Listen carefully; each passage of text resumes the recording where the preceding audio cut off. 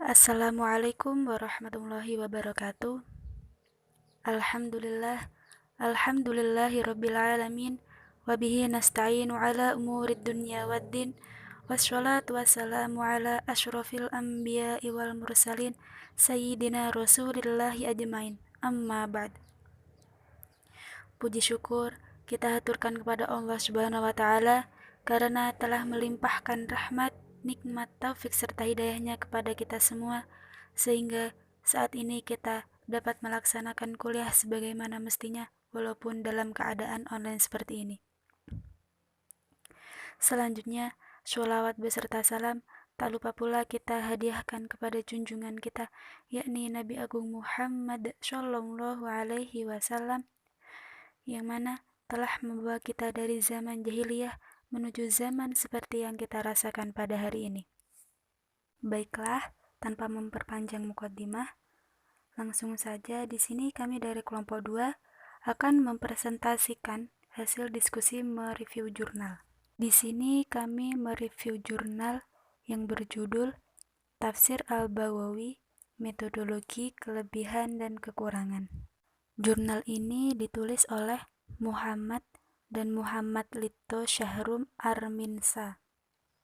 Jurnal ini memiliki volume 14, nomor 1, dan halaman 135-160.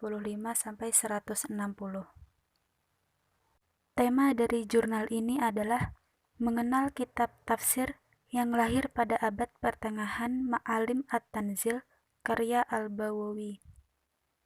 Metode yang digunakan dalam tulisan ini adalah metode deskriptif analitik, yaitu metode yang berfungsi untuk mendeskripsikan suatu objek yang diteliti melalui data yang telah terkumpul.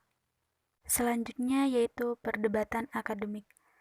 Hadirnya tafsir Ma'alim At-Tanzil ternyata menuai banyak pendapat dari beberapa ulama. Di antaranya Ibnu Taimiyah yang mengatakan bahwa tafsir Al-Bawawi merupakan ringkasan dari tafsir Al-Tha'labi, atau tafsir yang dikarang oleh Abu Ishaq Ahmad bin Ibrahim Al-Tha'labi Al-Naisaburi. Tapi tafsirnya juga menghindarkan hadis-hadis maudhu dan pendapat-pendapat bid'ah.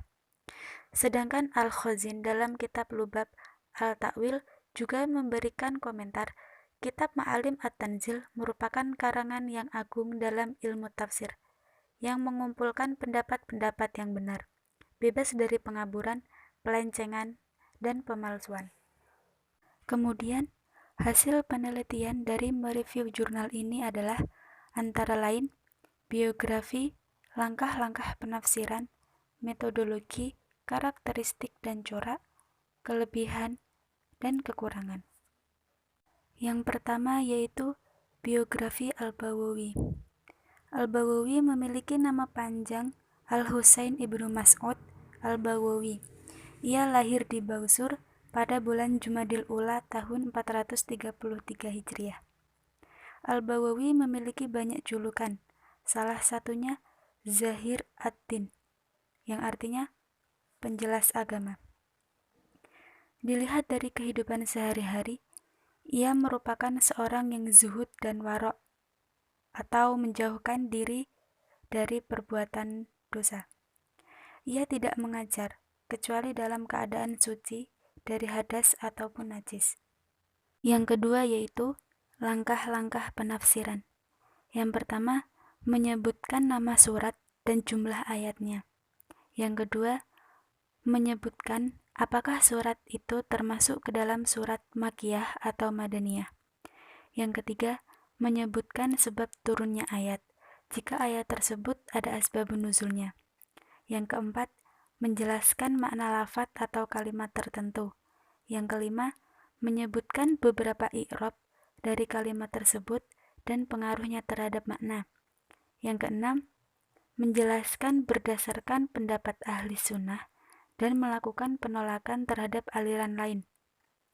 Yang ketujuh, ketika ada ayat yang berhubungan dengan hukum, ia menyebutkan pendapat-pendapat ahli fikih seperti Imam Syafi'i.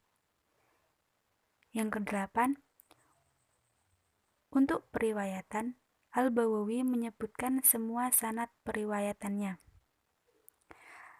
sanad-sanad tersebut disebutkan di awal kitab. Selanjutnya, dilihat dari sumber penafsirannya, Adz-Dzahabi mengkategorikan tafsir Ma'alim At-Tanzil ke dalam tafsir Bi'al-Ma'thur, karena segala penafsiran ayatnya bersumber dari ayat Al-Quran, hadis Nabi, dan riwayat sahabat. Akan tetapi, Abu Sahbah mengatakan bahwa tafsir Al-Bawawi bukanlah murni tafsir Bi'al-Ma'thur, tetapi perpaduan antara tafsir Bi'al-Ma'thur dan tafsir Bi'al-Ra'i wa al-Ijtihad al-Maqbul. Cara penafsiran Al-Bawawi masuk ke dalam kategori tafsir bayani, yang hanya menggambarkan tanpa melakukan analisis sedikitpun. Hal ini bertujuan untuk menambah pengetahuan dalam kitab tafsirnya, dan tidak hanya itu, Al-Bawawi juga menyandarkan segala penjelasannya pada riwayat. Selanjutnya, corak penafsiran. Al-Bawawi memiliki dua corak penafsiran, yaitu corak lugawi atau kebahasaan dan corak fikih atau hukum. Jika dilihat dari corak penafsirannya, tafsir Al-Bawawi sangat kental dengan tafsir lugawi yang menekankan pada aspek linguistik. Pada kasus lain, Al-Bawawi dalam tafsirnya juga memiliki corak penafsiran fikih, karena dalam menganalisis sebuah ayat selalu menekankan pada aspek hukum. Maka, pada saat sahabat menemukan kesulitan dalam memahami kata dan hukum yang ada di dalam Al-Quran, mereka bertanya kepada Nabi. Kelebihan tafsir Al-Bawawi. Yang pertama, memberikan penjelasan yang padat dan berisi sekaligus informatif, dan tetap bersandar pada sebuah periwayatan. Yang kedua, memiliki keluasan penjelasan, mencakup penafsiran dengan ayat Al-Quran yang lain, hadis, bahasa, fikih, dan pendapat-pendapat ulama. Yang ketiga, sangat memperhatikan aspek kebahasaan, seperti kaidah-kaidah bahasa Arab. Yang keempat, terdapat hukum-hukum dalam tafsirannya, dengan pembahasan yang meluas. Yang terakhir yaitu kekurangan tafsir Al-Bawawi. Yang pertama, bagi para pengkaji tafsir, kitab ini belum bisa memberikan pemahaman yang mendetail, karena penjelasan yang singkat dan tidak mendalam. Yang kedua, ketika menyebutkan perbedaan pendapat atau perbedaan riwayat, kebanyakan hanya menukil saja, jarang melakukan tarjih dan memberikan komentar atas perbedaan yang dinukil tersebut. Yang ketiga, fanatisme dalam bermadhab fikih dan beraliran yang berujung pada subjektivitas dalam menafsirkan. Mungkin hanya ini penjelasan dari kelompok kami. Kurang dan lebihnya kami mohon maaf. Akhirul kalam, ihdinas syiratal mustaqim. Wassalamualaikum warahmatullahi wabarakatuh.